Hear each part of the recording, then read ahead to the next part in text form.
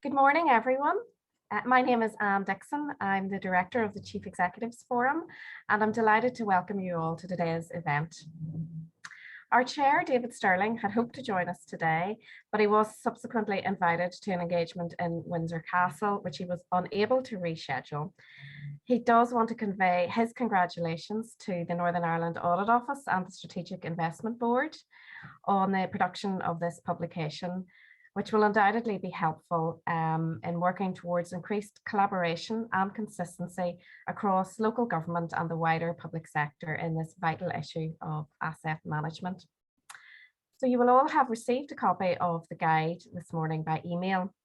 We're delighted to be joined by a wide panel to examine it now in more detail. Firstly, we'll hear from the Local Government Auditor, Colette Kane, and from the Chief Executive of the Strategic Investment Board, Brett Hannam, who will set the context for this publication. We'll then hear in some more detail from Colin McCrossan and Ronan O'Hara of the SIB. Their presentation will include a review of some case studies and a look ahead to the way forward on this for our councils and their partners. And Colin and Ronan's slides will be circulated to everyone after the event. Finally, we'll hear from Stephen Reid, who is Chair of Solus and Chief Executive of Ards and North Down Borough Council. Stephen will reflect on what this publication means for the local government sector and draw on some of his experiences within his own council area. As always, we want this event to be useful for you, our members. So please record any questions or comments you have on the Zoom chat function throughout the event, and we'll have time at the end to pick up these issues with the panel. We are recording this event and it will be available on our website later today. So without further ado, I'll hand over to our Local Government Auditor, Colette Kane. Thank you and good morning, everyone. And it's a great pleasure to be joining you all. And I'd like to offer our sincere thanks to the Chief Executives Forum, Anne and her team, for hosting this launch and for all their help in the run up to it. We are absolutely delighted to have worked in collaboration with the Strategic Investment Board to produce this good practice guide we are launching today. Many of you will know that the NIAO has produced a series of good practice guides, which are available on our website. When we create these guides, we have always tried to respond to what we as auditors have observed as being the key strategic challenges and issues facing the public sector, and also the common themes emerging from our audit work. Most of the time, these topics have had relevance across both central and local government, and I'm thinking of the topics such as board effectiveness, effective partnerships and procurement. And indeed, in the last 18 months, we've also produced short publications on COVID-19 fraud risks and procurement risks, which I know that many of you have actually utilised, and from attending your audit committees, you've welcomed and made use of those. Turning to the good practice guide today, this one, although it's badged as being mostly applicable to local government, does have wider read across, I think, with the 9 core principles. And I'm delighted that so many of you have come to join us today, both from central and local government. Since the formation of the 11 councils in 2015, there has been a significant pressure from those working in local government to best manage their assets. And in many cases, these are ageing public sector assets. And the choices then have to be made around how to operate those assets and maintain them, or indeed how to consolidate and replace them, or indeed dispose of them. These challenges have undoubtedly been compounded by increasing resource pressures and more so in the last 18 months or so with the pandemic. Now more than ever, it is essential that councils ensure their asset management practices are sufficient to help deliver sustainable public services. We hope this guide will help you do that. The idea of producing this good practice guide came from discussions we had about 2 years ago with the Strategic Investment Board, which led to the inclusion of the 9 core components of good asset management within the Local Government Auditor's Report in 2019. So we've developed that within this good practice guide. I will now hand over to Brett and his team, who will be taking you through the content of the guide in more detail. And once again, thank you for joining us here today, and I hope you find the event and the guide useful and informative. Over to Brett. Thank you. Thanks, Colette, and thank you, Anne, and good morning, everyone. Thank you for coming. It's good to see so many people here today. It's good, but perhaps it's also a little surprising because this isn't necessarily seen as the most exciting or go-ahead subject. Someone once told me that public sector asset management is like accountancy, but without the thrills. I think this is desperately unfair. Public sector asset management is a relatively young and vibrant discipline that still has enormous unlocked potential. About 10 years ago, Peter Robinson and Martin McGuinness commissioned SIB to set up something called the CART, the Central Asset Realisation Team. Its purpose was to raise as much cash as possible by selling off surplus assets, and this was the forerunner of the Executive's Asset Management Unit. I was working on this with a businessman, Ed Vernon, who was using his private sector expertise to advise FM and DFM, and together we went to London to see what we could learn about the subject from the grandly titled Government Property Unit.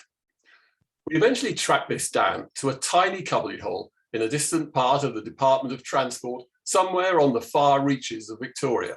The unit comprised 2 people, only one of whom could ever be in the office because it was too small to house both of them at the same time.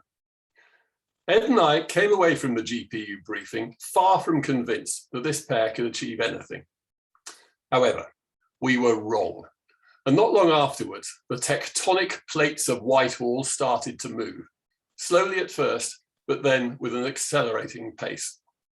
Entire departments were shifted out of expensive leasehold buildings into freeholds already owned by the government. When they arrived, they found they were occupying half the space that previously they had been absolutely certain they needed. Cellular offices disappeared to be replaced by open plan. Departments that had claimed that, for security reasons, they couldn't possibly share a canteen suddenly found they could, and could also share printers, photocopying and cleaning services. Even the mandarins and grand panjandrums of Her Majesty's Treasury found themselves sharing their magnificent offices on Great George Street with the plebs from Revenue and Customs and other lesser breeds.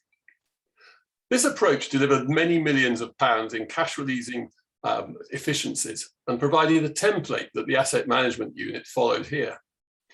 We were able to learn 3 key lessons from Whitehall's experience, and these continue to underpin much of the good practice guide that's being launched today. The first is the importance of leadership. The GPU in London succeeded because it spoke with the authority of the then Cabinet Office Minister, Sir Francis Maude, whose drive and rudeness was vital in overcoming Whitehall's cynicism, obstructionism, and institutional inertia. Now, in this region, of course, we don't face any of that. But the Asset Management Unit draws strength from reporting directly to a programme board made up of the departmental permanent secretaries and through it to FM and DFM. This commitment and leadership from the top is vital to getting things done. The second requirement is for expertise. This is not a job for generalists. If your organisation doesn't have asset managers with the skills, knowledge and experience needed for this work, then I'm afraid you'll have to recruit, beg, borrow or steal them, because this is not a field that amateurs can succeed in. And finally, I can't stress enough the importance of data.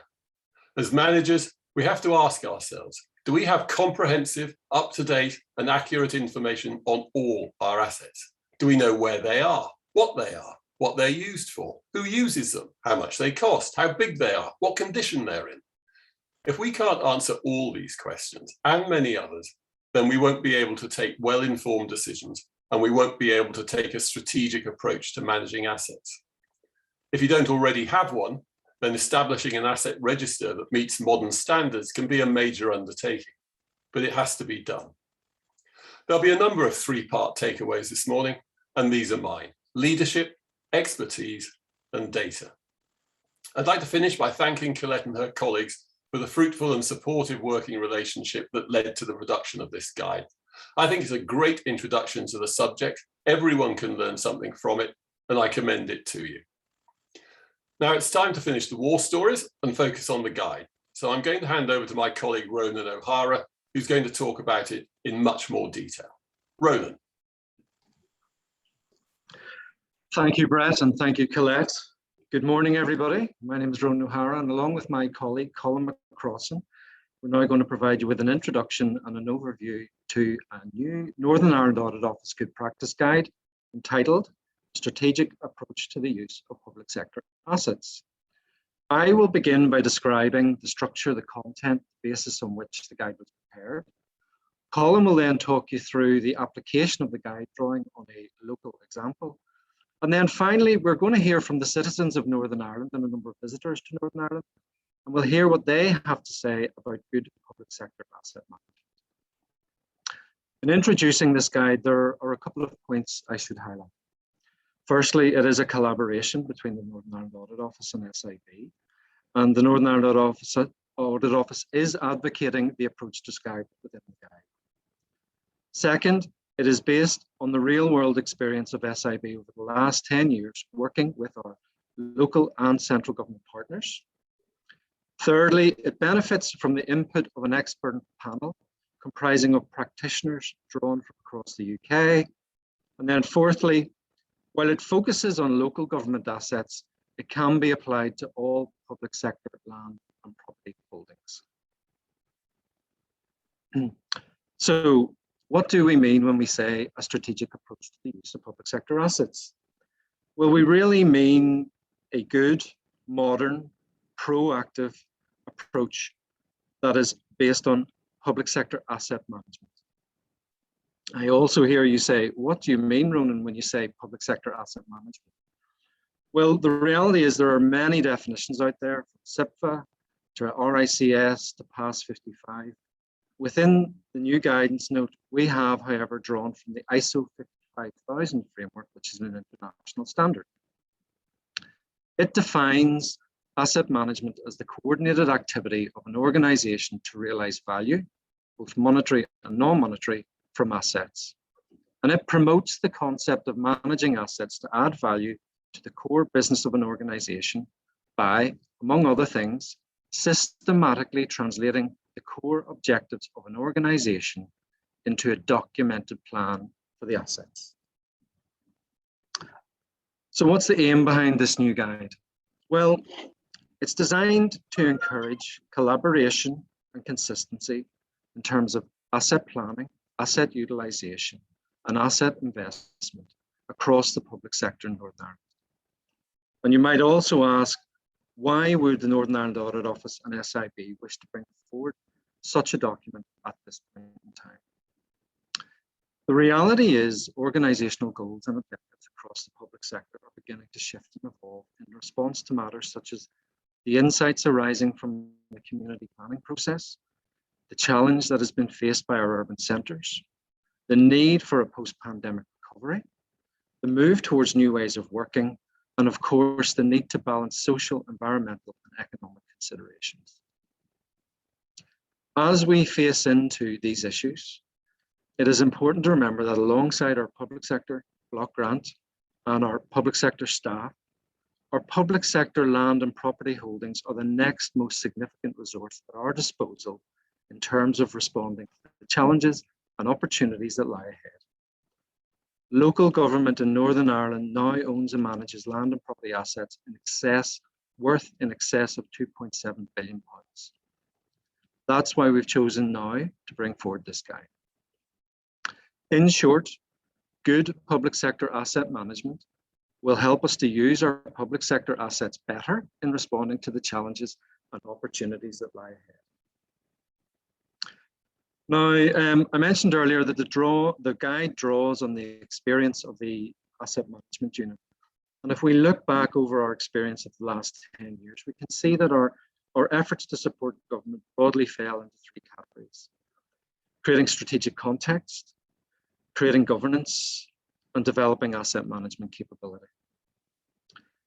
And we know that this works because also when we look back, we can see some very material and positive and measurable benefits and impacts derived from that activity.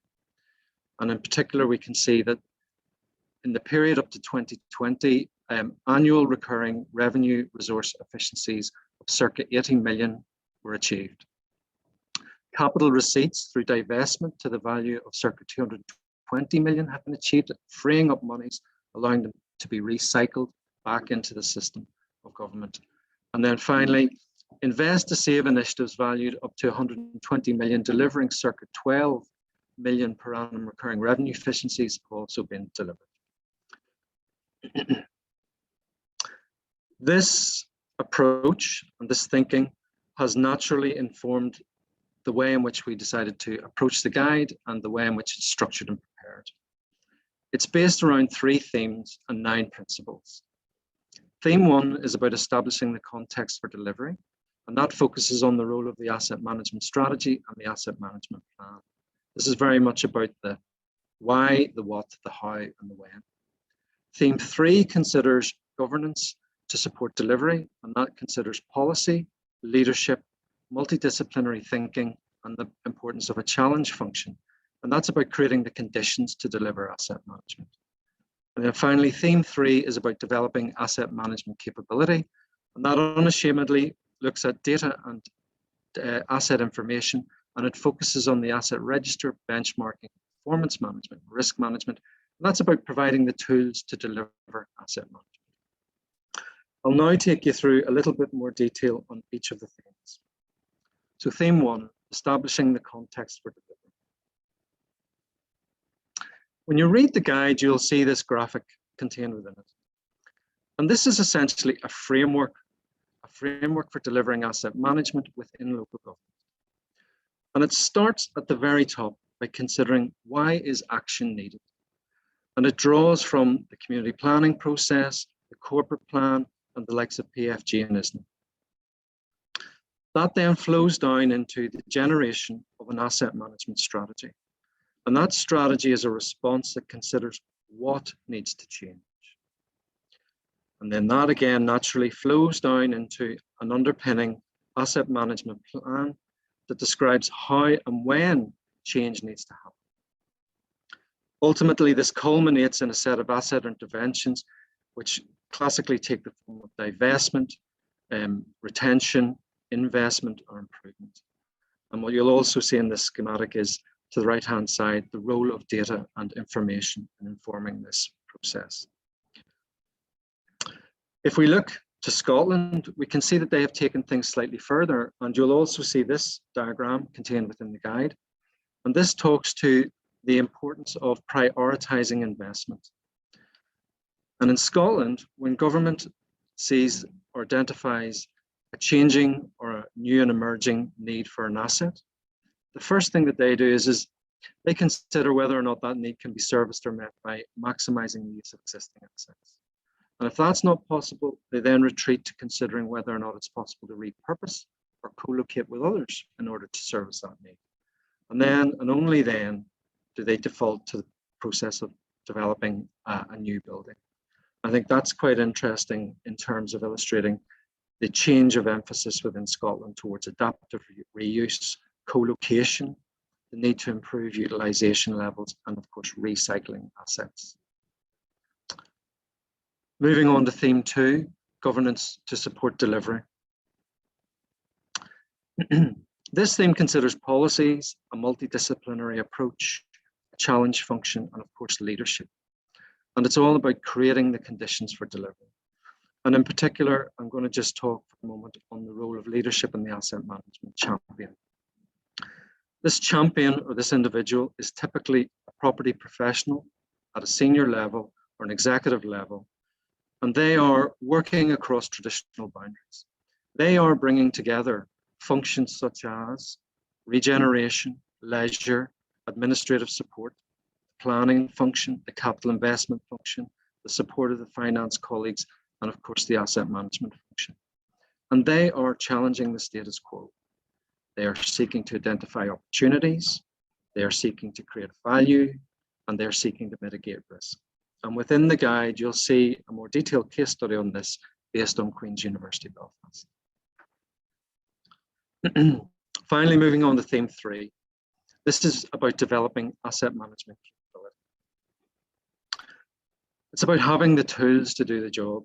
And in the context of modern public sector asset management, that means having the data, the technology, and the information to optimize and manage the assets at both an individual asset level and at a portfolio level. It will talk to the asset register, benchmarking, performance management and risk management. And I'd just like to draw your attention to the fact that within this section of the guide, you will find a GIS standard for a GIS-enabled asset register. And this is the same standard that's now been adopted by central government in developing its internal central government land and property register for central government. The intention here is that both local and central government will talk the same language, leading to data interoperability, opening up opportunities in the long term for cooperation, co-location, sharing, and placemaking. The graphic that you see here is an extract kindly provided by Newry and Moore District Council of Newry City Centre. And what's particularly interesting here is that they have started that journey, and you can see in one colour they've mapped their own assets, but they have also then gone on to map and understand in more detail the other public sector assets within that case, again supporting a place-based approach. So hopefully my slides have provided an understanding of why the guide has been produced, the basis on which it was prepared, the structure adopted, and some of the content. I now have 3 key takeaways for you. Takeaway 1 is know where you're going.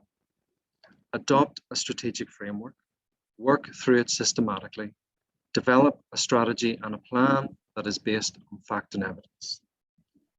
Secondly, please do not underestimate the importance of culture and skills. Developing a proactive culture that seeks out opportunities. Ensure that all the skills are at the table. Ensure that an appropriately experienced senior property professional is leading on the activity. And then finally, the importance of data and technology. Value and prioritize data, technology, and asset information. Use it to manage performance and risk, and use it to identify and unlock opportunity. So that concludes my part of the presentation. I hope you enjoy the guide and derive value from the guide, and I'm now going to hand you over to my colleague, Colin McCross.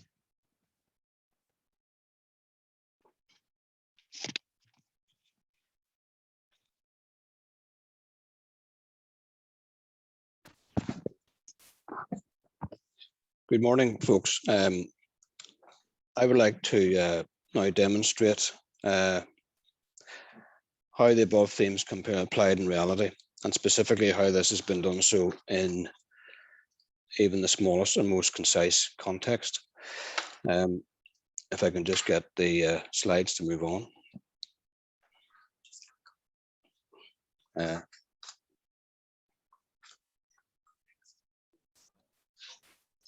Sorry, there we are. In a moment, we'll play a video relating to an eatery and coffee shop located on the Causeway Coast. However, this has not always been the use that this building has been put to. In fact, 10 years ago, the building was sitting derelict and in a bad state of repair. It had been constructed in the 1960s as a public toilet block with a sewage treatment works below. But by 2012, both had served a useful purpose, and due to a number of factors, most notably low utilisation throughout the majority of the year, the building was declared surplus to requirements by the council. However, some of the council officers felt, due to its fantastic location on the Ulster Way and high levels of footfall, it had a lot of potential as a commercial venture, possibly with a food and beverage slant. Further to some soft market testing, they took the initiative, therefore, to refurbish the building into a form that would suit such use. This was then marketed and subsequently leased to a private operator in 2015, with the tenant completing their fit out to their own requirements after that. As a result, a notable landmark destination on the coastal path near Port Stewart has been created. This has won national awards in the past 2 years for its offering to customers. Notably, this has now had the knock-on effect of providing significant annual income to the council, as well as other benefits such as further employment in the area, both directly and through other adjacent businesses that now benefit from higher footfall, additional vibrancy in the coastal region, and overall making a notable contribution to tourism. It's worth noting none of this would have happened if the council had not identified the opportunity took a risk in commercial terms, albeit fairly small in the grand scheme of things, and made it become the success story that it is today. This is a very small but effective example of how the themes we are promoting can be applied successfully. In that, specifically, it's an example of proactive initiative on behalf of a public sector client. It had strong stakeholder engagement, and as such, knowledge of potential demand from a place-based perspective, i.e. the bigger picture. And it was underpinned by the council's knowledge of the asset base in determining how this particular site could be developed on a technical level. Obviously, not all councils have assets in such lucrative and picturesque locations, but this could equally be the story behind a car park in a key urban setting whose repurposing, either short or long term, could have a regenerative impact on its place, a community-based asset that could address key social needs such as housing, rural land that could provide green transport connections between key locations, office accommodation that could provide collaborative opportunities and sharing with partners, or an asset that could be acquired into a public ownership that by doing so would provide enhanced opportunities for the area.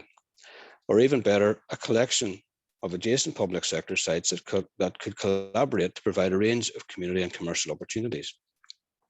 In watching the following video, it should be noted that whilst this is one small example of what can be achieved, when it is considered that at a rough estimate, local government in Northern Ireland owns between 4,000 to 5,000 sites, including 15,000 to 20,000 buildings, and that central government departments own even more in terms of geographical area, then the scale of the opportunity is enormous if all public sector organisations were to embrace a common approach. Well, this is a short video which shows what the community, particularly around the North Coast, think of this particular intervention. So I love running this cafe because it's a beautiful, unique location along the North Coast. And it's exciting to be a local employer here and to employ people from this area. It's been incredible to see the growth, and thankfully we've been extremely successful since we've opened.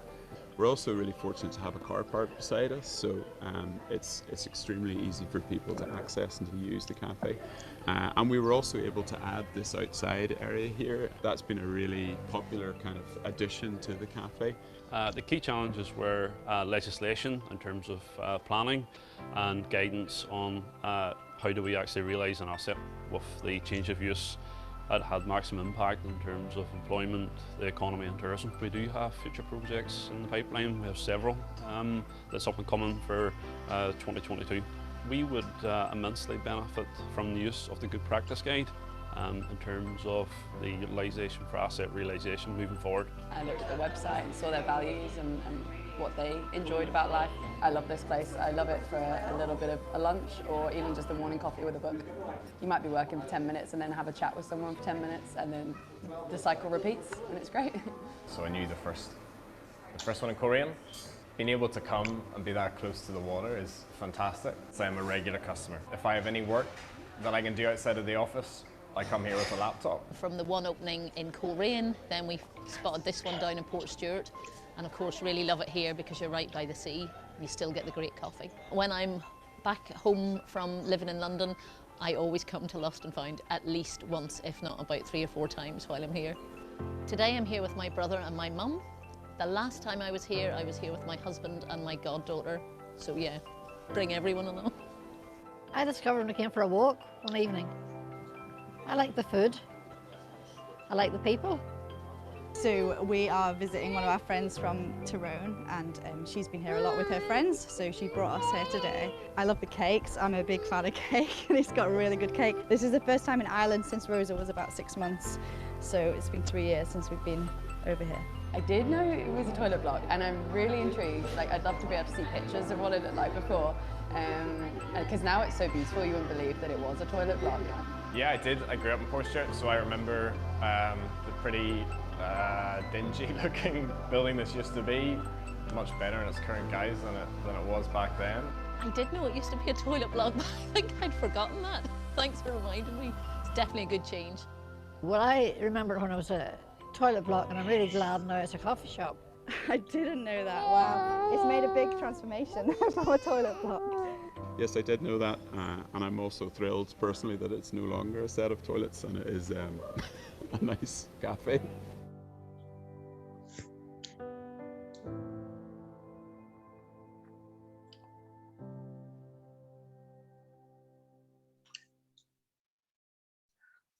Okay, so that's one very small example, as we say, but in summary of the key messages that we're promoting today, and that is the guide that we're producing is also promoting.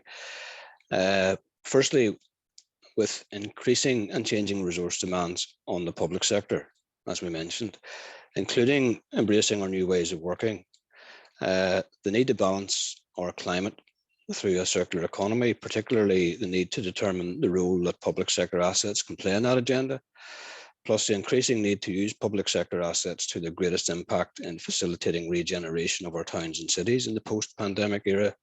We are definitely moving away from an era where this is a might-do approach into a must-do approach to public sector estate planning. From SIB's experience and position in the middle, so to speak, of both central and local government, it has always made sense to us that public sector works together as much as possible. The approach being promoted today is a great facilitator in allowing this to become a reality.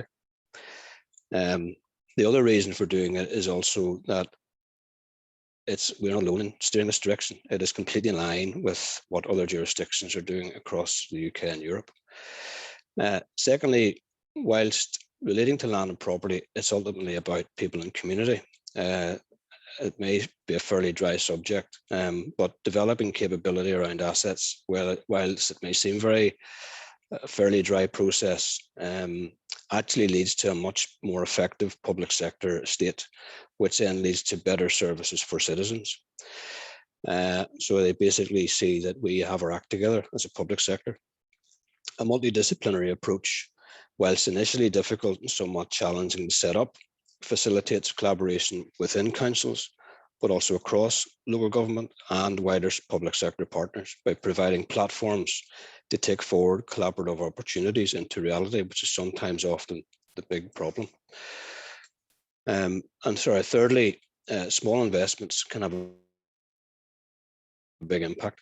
As demonstrated in a case study, it doesn't need to be a leisure centre or a large capital project to make a difference. Often it is a small scale, need-driven interventions that have the proportionally highest impact. The guide provides other examples of this aspect, particularly around the use of existing assets to meet community-based objectives or to boost local economies, even through meanwhile use of otherwise vacant land or buildings. In this context, we see adaptive reuse of existing assets going forward to be a big issue and a key driver. Today is not about launching a detailed handbook and leaving you to it. As stated at the outset, we have collaborated with many of you in the past, and we would be keen to further collaborate with you as partners in order to facilitate further development of the highlighted areas and themes within this guide, so as we can translate the theory into practice. As such, further to this launch, we would propose to develop these themes through a series of forums organised through the auspices of Solus, primarily at those responsible for estate planning within councils, but it would be hoped that other public sector partners and organisations could be linked in, either generally or on a council by council basis. This has proved beneficial in the past, and in going forward, we would hope to call in some favours also from our peers in other jurisdictions who were helpful in creating this document.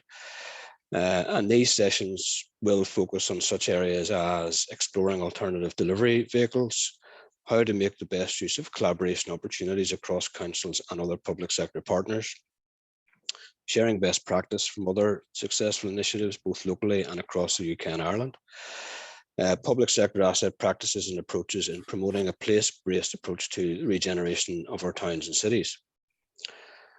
The guide is now available online, and the link has been forwarded to you this morning. We would encourage you to make those responsible for your estates and assets, if they're not on this call, aware of its existence and plans moving forward. Within it, there's a lot more detail and further case studies around the three themes outlined earlier. And importantly, within the document is a checklist through which the 9 steps and the appropriate criteria for meeting these are outlined. As mentioned earlier, we have purposely been careful not to copy these principles and targets from one of the many generic guides that are available on this subject. but to establish these through real world experience of how we do things in Northern Ireland. So we feel that they are all completely achievable and realistic.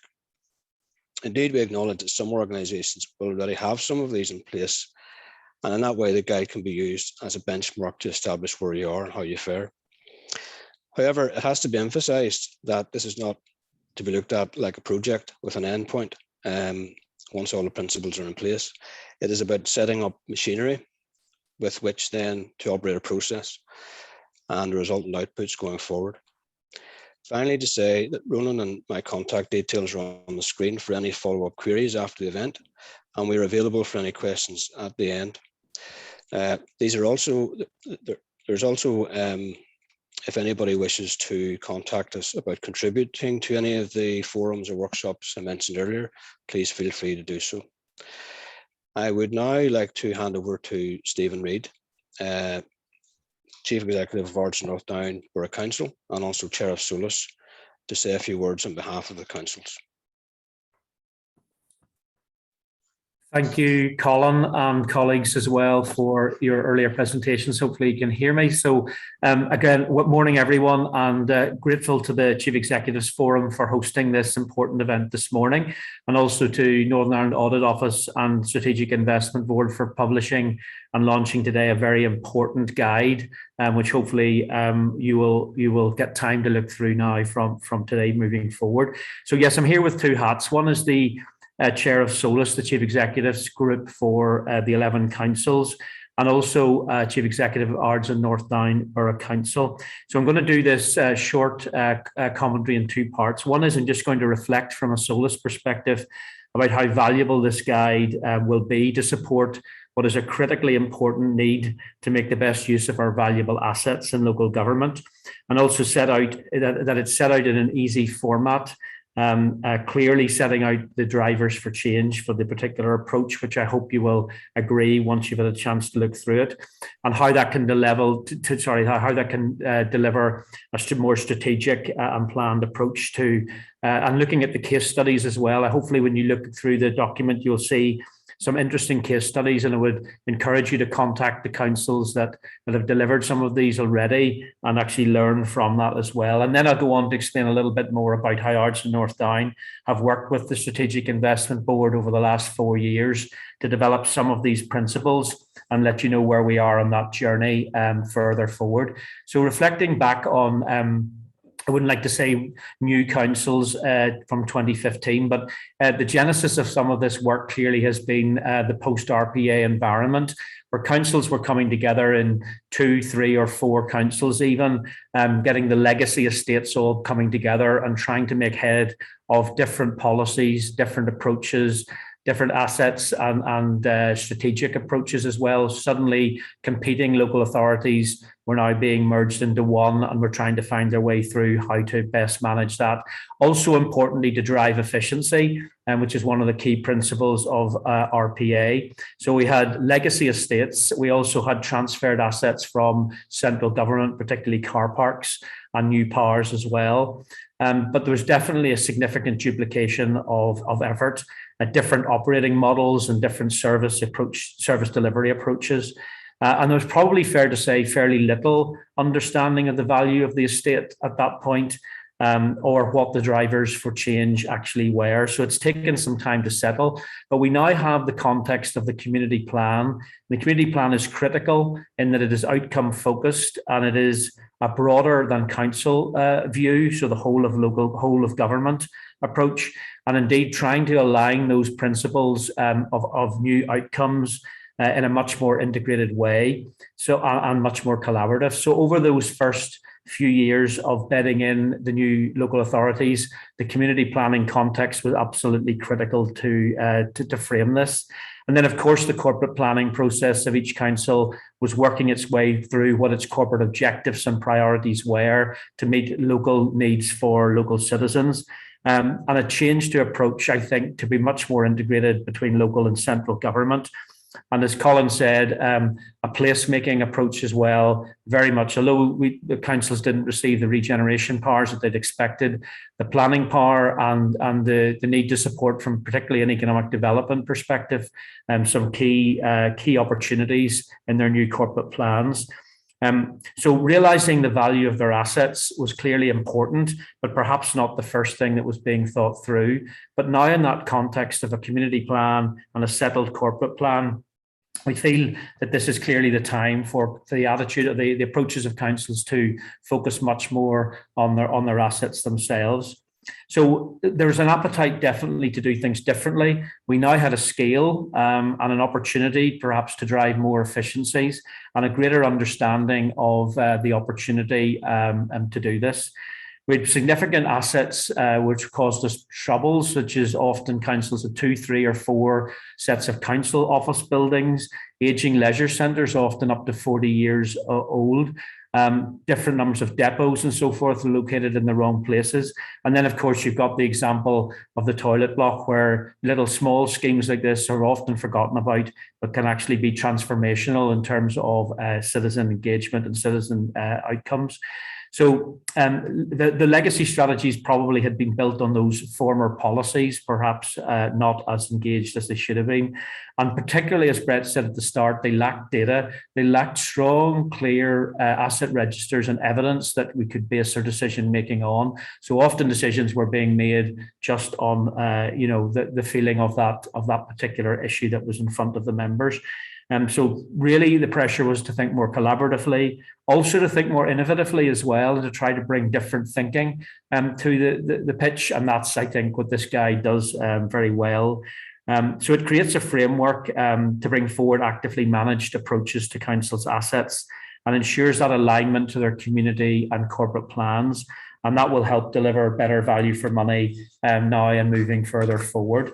So that's the broader context. In my own council's perspective, we took an approach back in 2017-18, where we were struggling with this particular issue. 2 legacy councils coming together, but having established a new community plan and set out a major vision for what we called our big plan or our big agenda. We have significant assets, 760 property interests was the when we totted them up first. Shocked me to think that we had that. Now, of course, they go from a multi-sited leisure centre through to a piece of grass verge or a roundabout. But it shows the significance of what we hold. These were in 400 locations, so this is in a relatively small council area. But we had no understanding of their value, true value, or a framework to take some of these strategic decisions. So we approached the Strategic Investment Board to help us with that. And that's been a very important journey over the last 4 years for us. And we're not there quite yet, but I think I can tell you a little bit more about what we've done and how that maybe is reflected within the guide, and you can take something from that.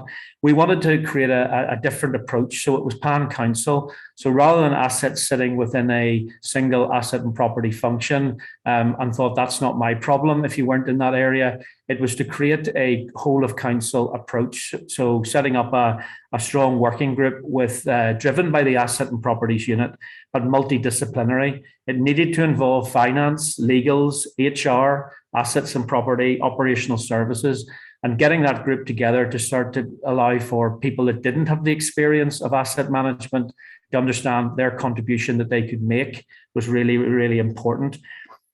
So a series of workshops and so forth were held, but the key piece of work that unlocked a lot of this was the data gathering. So it was doing the hard yards in terms of creating the understanding and then investing in a GIS system, as has been mentioned earlier on, that was going to support this. So you saw the example of Newry, and it would be that approach that we followed. So we invested in the GIS. We created all of the paper file documents and turned them into that GIS system, where we were sitting with then greater knowledge around costs, value, the revenues and so forth that were coming from these sites, the legal tenure, the opportunities of the leases, the licenses, the operating models. And now you can surf over that map at any time. And some of this information is in the public domain. And for our members who would use this during meetings when they're thinking and deciding decisions for investment or others, that they can actually look exactly at what sits where, and also importantly as well, what other partners hold as well. I'm going to come back to that because I think this is one of the most important elements. If we sit just looking at fixing this for our own council, we will have achieved something, absolutely. But the real benefit here is to broaden that approach and to make sure that that reaches out to colleagues in public and the rest of the public sector, the private sector, and the third sector as well. And I think that's the openness and transparency of that is going to be really important as we move ahead. So we focused on one public estate. We focused on a whole borough. So we broke down the DEA's idea that everything was being repeated in different DEAs. We focused on a single council, one borough approach. And then we aimed to maximize the investment opportunities and build in sustainability to our approach. So we followed the idea of creating the asset management strategy first. We looked at our strategic drivers set out in the community plan to focus on economic, social, and environmental outcomes. And then we developed a corporate plan and focused on place, people, performance, and prosperity. And right across that, we have this significant asset value, which we needed to bring forward and understand it a little bit better. So we developed a set of guiding principles, which fall into the 9 that are shown in the guide. And particularly that was about opening up our approach. So rather than being insular, as I said, very much engaging with other partners through our community planning partnership. We formed a land and property group, which has on it representation from government departments, right across from education sector through to housing, through to health as well. And then we've invited in more recently some private sector investment as well to understand a bit more about the opportunities for the land that we hold. In terms of our delivery themes, as is mentioned in the guide, it's not all just about hold or divest. We've taken a view that investment in facilities themselves is equally very important, and how that can improve performance in order to maintain services. Involving right across the council, not just that cross-council group of officers, but also our elected members. So we use one of our subcommittees to bring all of our asset reports to on a bi-monthly basis. And it means that the members are more engaged in understanding the processes that we are involving ourselves in as well. Important for them to make those final decisions on investment or divestment. So the strategy was set, and then we developed the plan. The plan is a 3-year focus, the strategy a 5-year focus, and it was built particularly around the mapping of the assets themselves. And we also reviewed all of our policies. So the policies from the previous councils had to be rewritten. And we did pick an asset champion as well. And I think I would commend this to you all, as to rather than sitting with assets and property, we made sure it was at director level, so it's executive level, and that person is responsible to make sure that all of the parts move together as well. It doesn't sit within one. So that's somebody on our corporate leadership team, which is really important to develop strong governance around this and make sure that decisions are based on the right basis of information. So we're now in delivery phase, and we're looking at a number of partnership opportunities. So interesting to reflect that rather than just saying it's invest or divest, actually looking as well through the community plan and talking to our partners. By having those conversations and sharing the data, we have had partners now coming to us to say, can we look at a partnership development of that particular building? We need to move into a town with and bring 50, 60, 70 employees into that site. But we've just spotted the fact that you're maybe going to be developing an asset or a unit for another purpose. Can we start talking together? So even just opening up that way of thinking, we're breaking down the silos that often constrain ourselves in our decisions. And I think that's going to prove, effective in the very, very near future as well. So that lands and property group was very important. Then in terms of the learning that we would take away from the process that we followed, I think important to look at a very structured approach and not to just go at this in a piecemeal way, very much following the principles of setting the strategy at the beginning, developing an operational plan, involving a range of people across the organization, and really focusing on the data and the evidence. And if you build the base from that point, you're going to be in a much stronger place for seeing the real benefits of this. So multidisciplinary approach, involving a pan-council grouping rather than keeping it in a single area. Find those champions across the council. Those people understand the benefit of this and see the opportunity, and then boost the capability that's there. And as Brett said, if you don't have people with these skills, go find them from somewhere else. There's plenty of people out there who can provide that support. And also encourage people to benchmark, have a look around at what has been done elsewhere, see the evidence of what's been proven, go look at some case studies as well as that, and you'll find the answers there. But in the longer term, the benefits can be really significant. Although it's a slow burn, we find already we've set up a working group with some private sector developers who are interested in looking at some of our assets. We'll consider innovative approaches to joint ventures, to setting up LLPs and the like as well. So not necessarily going for the normal traditional route of invest or divest. So concluding my part really before questions, just to, from a Solus perspective, is to add our support to the publication of the guide, and we welcome the Audit Office and SIB bringing this forward. I commend it to you for that. It's certainly a great aid to a strategic approach to the use of our public sector assets. And we hope that all councils would make use of the guide and see the benefits. I look forward to discussing this further with you this morning. Thank you.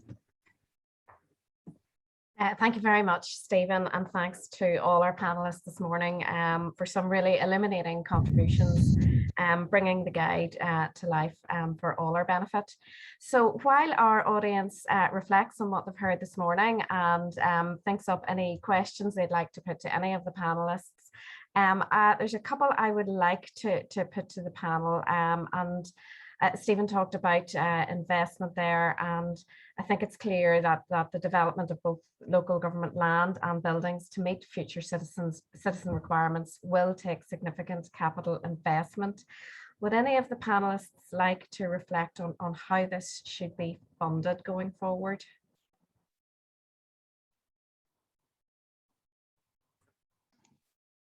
And do you want me to come in, Stephen, here, if you want me to maybe just follow on from kind of what I was saying? But I suppose it comes in a number of different parts.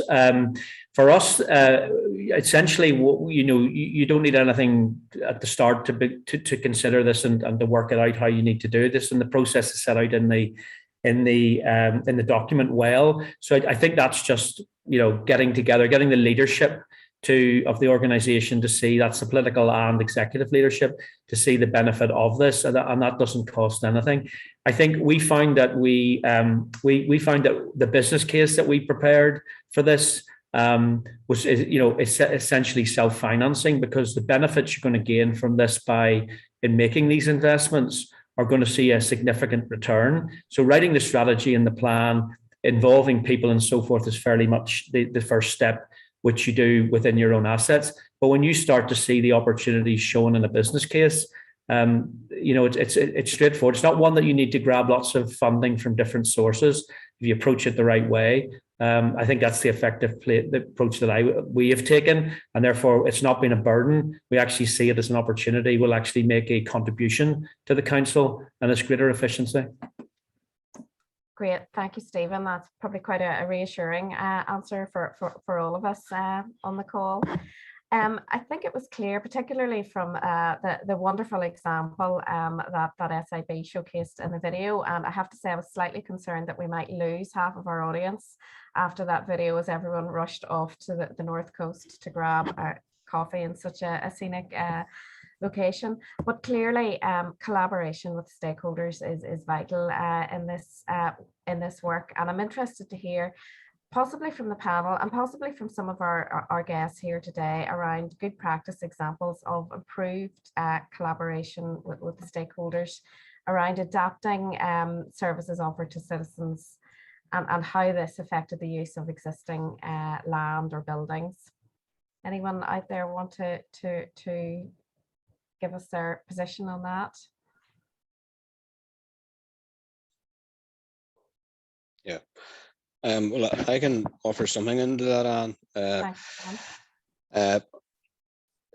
I know that there's a lot of stakeholder engagement goes on around, and quite often the stakeholders are looking for something that's maybe not deliverable.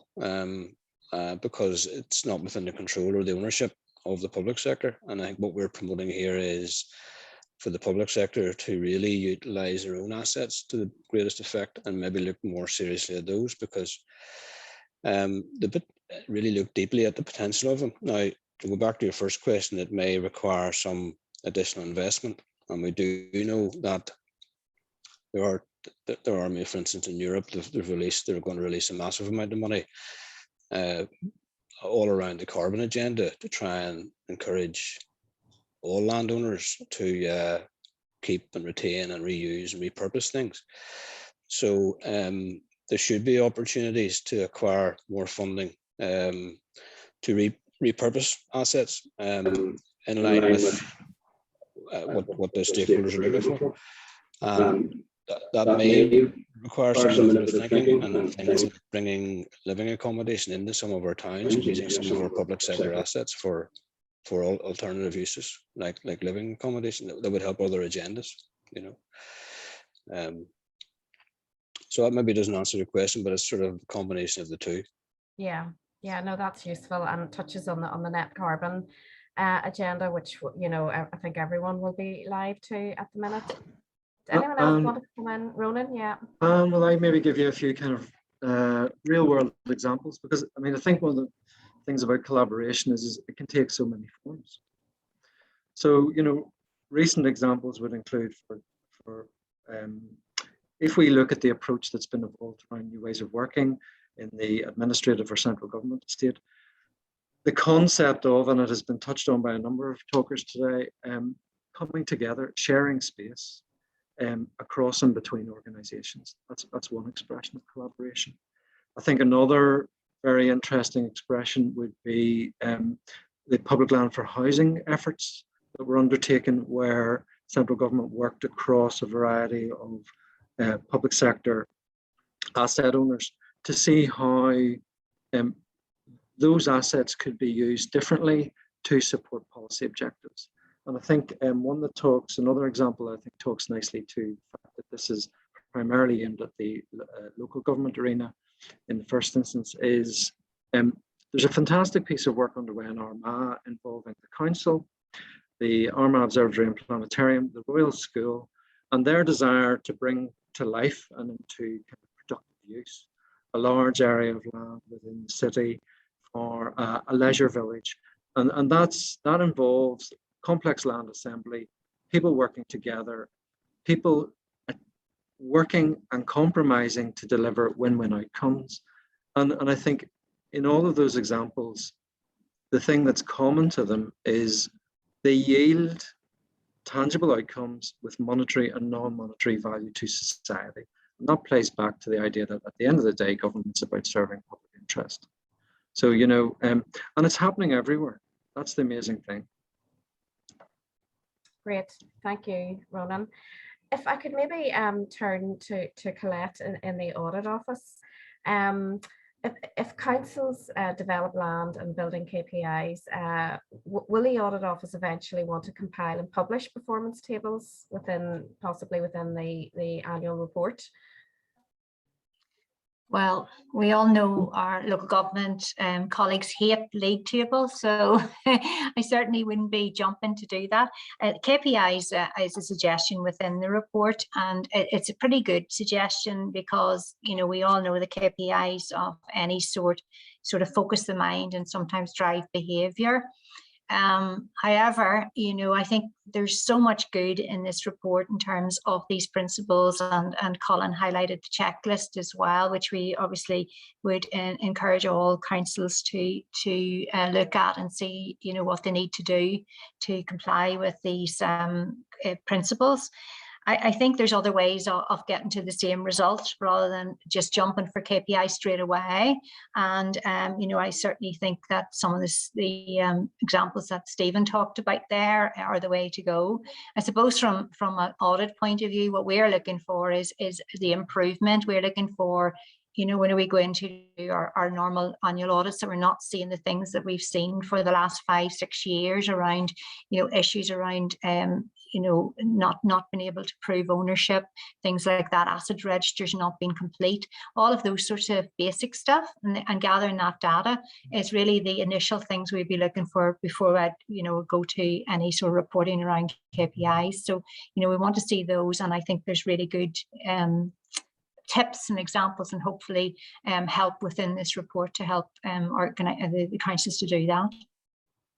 Great, thanks, Colette, and maybe a big sigh of relief there from councillors on the call. Well, I'm not detecting any questions from the room. Last chance if anyone wants to throw one in for any of the panelists.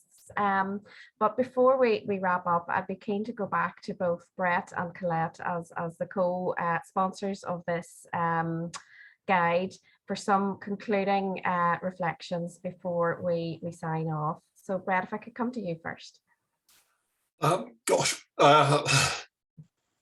Well, as I said right at the outset, I think this is a really useful guide, but the point that was made by I think every speaker is it's a starting point. It's an introduction. It is the first step on a journey, and for some people the journey will be a lot longer than others. And the important point I would like to emphasize is that this journey doesn't have to be undertaken on one's own. There are plenty of sources of expertise and advice available, not just from SIB, but from a range of other organisations, all of whom have proved in the past very willing to help. And Colin and Ronan will be very pleased to act as signposts towards those sources of help. So I don't think anyone should be frightened by what they've heard today. This is all achievable. And one only has to ask to get assistance. Great, thank you, Brett. And Colette, any final thoughts from yourself? Well, just again to just reiterate what Brett has said, you know, I think that this is a really good report, and I think it's a really useful guide for councils in particular, although I do think it has a read across all of the public sector. I mean, I certainly would encourage councils to get involved in the focus groups that Colin has talked about, and you know, I think that's maybe one step they could take. And also, I think that, you know, the other thing to think about is that this good practice guide has lots of stuff in it. It doesn't mean you have to follow everything page by page, point by point, you know, too. There might be some very useful things within it that you want to draw out and do, you know, with your council. So certainly, I think that's just, you know, from our point of view, but certainly we will be promulgating it quite widely, and we're happy to chat to anybody about audit aspects of it in the future. Great, thank you, Colette, and thanks to all our panelists today. As I mentioned earlier, Ronan and Colin's slides will be circulated. Obviously, they have the contact points there. The guide is now available on the Audit Office's website. The recording of this event will be available on the Chief Executive Forum's website later today.